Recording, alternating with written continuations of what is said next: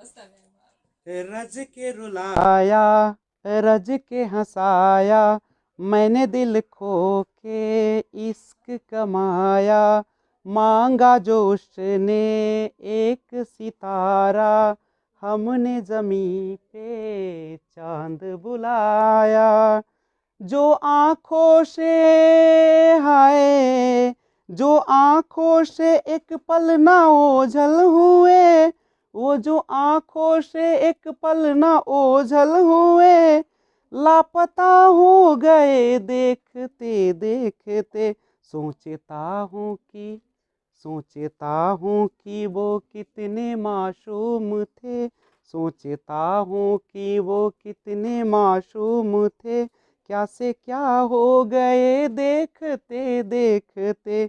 सोचता हूँ कि वो कितने मासूम थे, क्या से क्या हो गए देखते देखते। वो जो कहते थे बिछड़ेंगे ना हम कभी, वो जो कहते थे बिछड़ेंगे ना हम कभी, अलविदा हो गए देखते देखते। जो आंखों से, वो जो आंखों से एक पल ना ओझल हुए, लापता हो गए देखते देखते। Hello friends, this is Vijay Rajpushp and welcome to learner eyes Y VRP. तो आइए सीडीपी के तहत आज हम लोग एक बेहतरीन चैप्टर जिसका नाम है डिसएडवांटेज चिल्ड्रेन, अलाभान्वित बालक।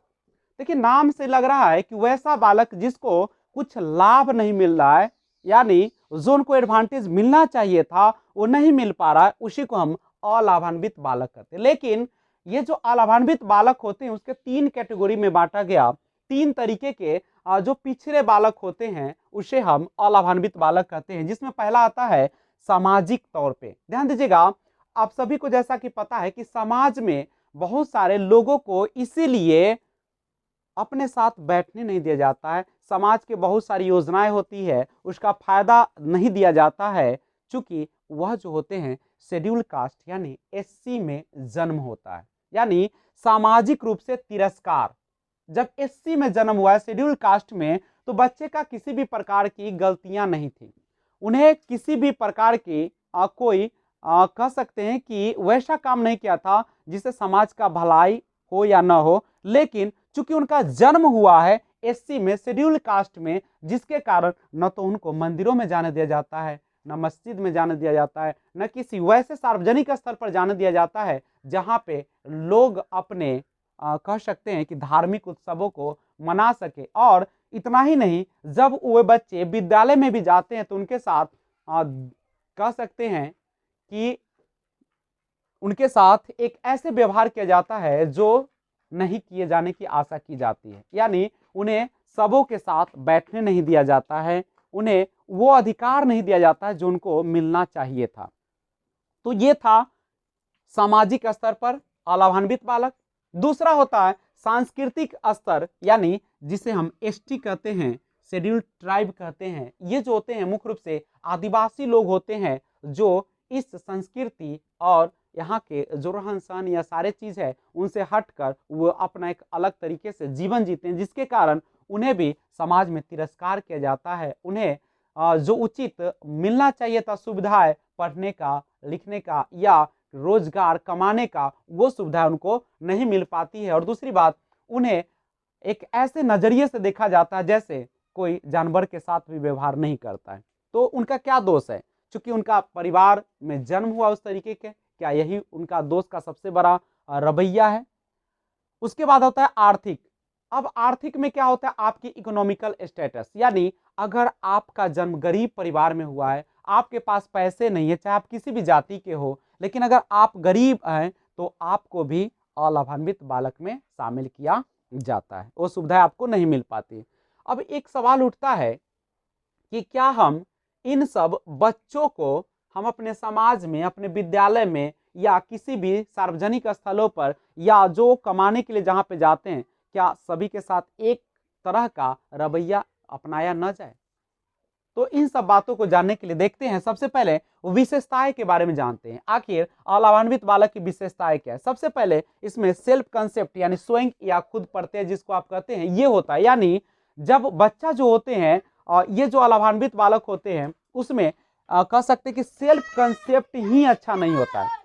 तो सेल्फ कंसेप्ट अच्छा नहीं होने का क्या अर्थ होता है कि बच्चे के घर में ही उसके माता पिता जो होते हैं वो गाली गलौज करते रहते हैं और वे हमेशा इस तरीके का बर्ताव करते हैं कि उनको बच्चे को आगे बढ़ने में समस्या आ जाती है। जैसे उनके माता पिता कहते हैं कि तुम स्कूल जाओगे, उससे कहीं बेहतर है कि तुम 2 रुपए कमा कर लाओगे। इतना ही नहीं, तुम्हारे पढ़ने लिखने से कुछ होने वाला भी नहीं है। और उनको अजब अजब तरीके का एग्जाम्पल भी देते हैं कि देखो सामने वाले का बिल्डिंग हो गया, तुम्हारा अभी तक झोपड़ा ही है। तो इस तरीके के जो मोटिवेशन होते, सॉरी, इस तरीके की जो बातें होती है माता पिता के द्वारा कही जाती है, तो बच्चा भी सोचने लगता है कि क्यों ना हम भी अपने माता पिता के काम में सहयोग दें, और जिसके कारण आने वाली हर पीढ़ी वही करते रह जाता है और जिसके कारण वो पिछड़ते चला जाता है। यानी खुद का जो कंसेप्ट होता है, जो खुद का एक जो बनना चाहिए था अवधारणा है, वह नहीं बन पाती है। और बच्चे देखते हैं कि आसपास में जो कुछ भी हो रहा है वह गंदी वातावरण में रहते हैं। लोग वहाँ पे हमेशा निम्न बातें करते हैं, उनकी भाषा ठीक नहीं होती है। तो बहुत सारे समस्या होती है जिसके कारण उसका सेल्फ कंसेप्ट अच्छा नहीं हो पाता है। वहीं पे अगर सामान्य बच्चे होंगे तो वहाँ पे परिवार में सिखाया जाता है कि आप किस प्रकार से अपने घर परिवार को आगे बढ़ाओगे, तुम किस प्रकार से पढ़ोगे, किस प्रकार से नौकरी लोगे, ताकि हमारा परिवार की स्थिति सुधरेगा। यहाँ पे दोनों में अंतर हो जाता है। दूसरा आता है लैंग्वेज डेवलपमेंट, भाषा विकास की बात। जो अलाभान्वित बालक होते हैं उनका भाषा विकास भी अच्छा नहीं होता। क्यों नहीं होता? क्योंकि उसके घर का, उसके माता पिता का, उसके आसपास का जो वातावरण होता है वह पूरी तरह से भाषा से हीन होता है। यानी उनके घर में अक्सर लड़ाई झगड़े होते रहते हैं। माता पिता यानी पिता जो अक्सर शराब पीकर या अन्न और कह सकते हैं कि मदिरा करके वो घर में हमेशा लड़ाई झगड़ा करते हैं और गाली गलौज करते हैं, जिससे बच्चे भी इसी प्रकार के वातावरण में सीखते हैं और वो भी वैसा ही करना प्रारंभ कर देते हैं। तो आप जानते हैं कि भाषा विकास के लिए आप LSRW या सुबोपली जिसे कहते हैं होना अनिवार्य होता है। एक क्रम का होना, पहले सुनना, उसके बाद बोलना और पढ़ना और लास्ट में लिखना। लेकिन इनका हो नहीं पाता क्योंकि क्या होता है, गंदी माहौल है, गंदी वातावरण है। यहाँ पे तो हमेशा गाली गलौज, लड़ाई झगड़े और दूसरे की शिकायतों से भरा हुआ करता है। तो बच्चे क्या सोचेंगे? तो उनका भाषा विकास भी नहीं हो पाता है। तीसरा होता है मोटिवेशन या अभिप्रेरणा का कमी। यानी इस प्रकार अलाभान्वित बालक जो होते हैं इनको मोटिवेशन नहीं मिल पाता है। क्यों नहीं मिल पाता है? क्योंकि ये जो होते हैं एक पिछड़े वर्ग से होते हैं और अलाभान्वित होते हैं। मतलब ये जो बच्चे होते हैं इसके घर परिवार या आस पड़ोस के लोगों को एक ही चीज सिखाया जाता है कि तुम दूसरे के सामने हाथ फैलाओ, वो जो है बड़े लोग हैं और हमारी उसकी औकात नहीं कि उसके बेटे बेटियों जैसा हम भी तुमको सुविधा दे या पढ़ाई कराए। इसलिए तुम इस तरह के परिवार में जन्म लिए हो तो तुम भी इस प्रकार के काम करो और बाहर जाओ, कमा कर आओ या गुलामी खटो, दूसरे के सामने हाथ फैलाओ। जिसके कारण बच्चा जो होता है वह अभिप्रेरणा का अभाव होने के कारण वह पिछड़ा का पिछड़ा रह जाता है और कई पीढ़ियों तक पिछड़ा रह। लेकिन मान लीजिए कि अगर उसी परिवार से एक कोई बच्चा अगर पढ़ने के लिए जाता और वह नौकरी करता तो क्या होता? आसपास के लोग भी जो होते हैं उससे मोटिवेटेड होते, अभिप्रेरित होते और वह भी अपने बच्चे को भेजते और इस तरीके से हमारे समाज की स्थिति भी बदल जाती और अलाभान्वित बालक लाभान्वित बालक में परिवर्तन हो जाते।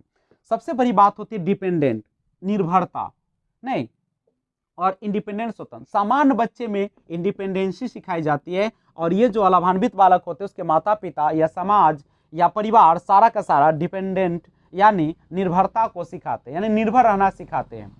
निर्भर रहना सिखाने का मतलब है कि वह जो होते हैं बच्चे, वो क्या करते हैं कि वह दूसरे के सामने हाथ फैलाते हैं। मतलब वह खुद काम नहीं करते, एक तो खुद काम नहीं करते और वो समझते कि हमसे ये काम होने वाला नहीं है, या समाज में तिरस्कार किया जाता है जिसके कारण वो काम करने से डरते भी, मजदूरी भी कम दी जाती है। तो वो बच्चे क्या करते हैं कि वो दूसरे के सामने हमेशा हाथ फैलाए रहते हैं। और यहाँ तक कि देखा जाता है कभी कभी कि जो बच्चे होते हैं, एक युवा बच्चा भी जो होते हैं, वह दूसरे के सामने जाकर भीख मांगना प्रारंभ कर देते हैं या दूसरे के सामने गिड़गिड़ाना शुरू कर देते हैं, जबकि उनका शारीरिक हालात भी बहुत ही अच्छे होते हैं। वह एक पढ़ लिख कर अच्छा इंसान बन सकता था, वो नौकरी ले सकता था, अपने परिवार का, अपने समाज का, अपने देश का स्थिति में सुधार ला सकता था, लेकिन वह वंचित रह जाता है। क्यों? निर्भरता के कारण। तो ये आपका निर्भरता हो जाती है। अब सवाल उठता है कि मनोवैज्ञानिक परिणाम क्या है। अब साइकोलॉजिकल इसका जो रिजल्ट आता है वो क्या है? तो शैक्षिक उपलब्धि, सिंपल सी बात है, आप जब शिक्षा को ग्रहण करेंगे, अचीवमेंट करेंगे, तो सिंपल सी बात है कि शिक्षा प्राप्त करने से आप क्या होंगे? आपके सोचने की, आपके समझने की, आपके तर्क करने की, आपके पढ़ने की, आपकी बोल व्यवहार की सारा स्थितियां चेंज हो जाएगी, और आप शैक्षिक उपलब्धि प्राप्त करने के बाद आप एक अच्छे इंसान तो बनेंगे ही, आप ही नहीं बनेंगे बल्कि आप कई लोगों का उपकार भी कर पाएंगे। अभिप्रेरणात्मक पैटर्न, जिसमें उपलब्धि आवश्यकता ज्यादा हो जाती है इसमें, और निर्भरता भी क्या हो जाती है इसमें। कहता है कि अभिप्रेरणात्मक पैटर्न भी इसमें तो कम ही पाए जाते हैं, जिसके कारण क्या होता है? उपलब्धि आवश्यकता ज्यादा हो जाता है, और निर्भरता जो होती है वह भी क्या हो जाता है इसमें? ज्यादा ही हो जाते हैं। बच्चे ज्यादा निर्भर रहने लगते हैं, और उपलब्धि आवश्यकता यानी उसके पास होने के बावजूद भी दूसरे के सामने हाथ फैलाना शुरू करते हैं।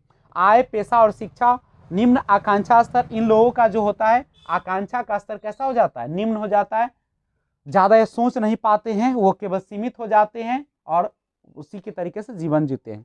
लेकिन हमारी शिक्षा के लिए हमारी सरकार ने दो तरह का प्रोग्राम लगाया, बीजिंग प्रोग्राम और दूसरा हेड स्टार्ट। ये क्या होता है? बीजिंग प्रोग्राम का मतलब होता है कि सिंपल सी बात है कि जब तक आप किसी को सुविधा नहीं देंगे तब तक वह उस क्षेत्र में काम करना नहीं शुरू करेगा।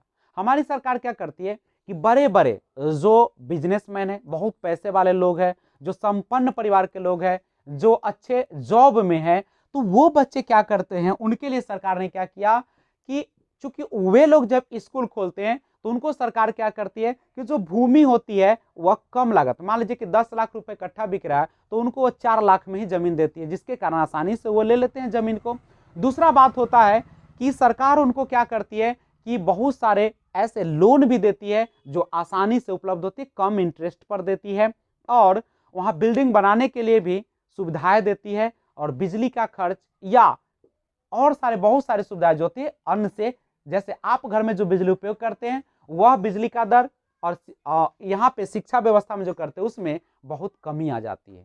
तो ये सारी सुविधा देती है, जिसके कारण वे लोग ज्यादा से ज्यादा विद्यालय खोलते हैं। और विद्यालय खोलने के बाद क्या होता है कि इसमें चूंकि जब इतने पूंजी वो लगाते हैं तो ऑफ कोर्स है कि वो जो है इसमें जो भी पढ़ेंगे बच्चे प्राइवेट स्कूल की तरह ही तो ये है, तो इसमें तो अमीर ज्यादा बच्चे ही होंगे, यानी अमीर के ही बच्चे होंगे, तो फिर तो वहीं बढ़ रहे हैं।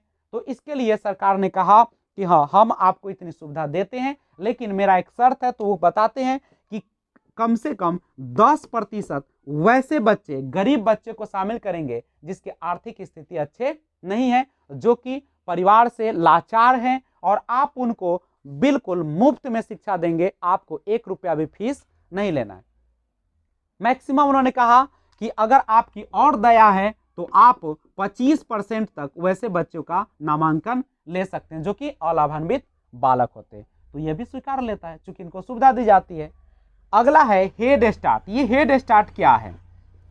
अब सुनिए, हेड स्टार्ट प्रोग्राम हमारी सरकार ने जो शुरुआत किया था, ये क्या था?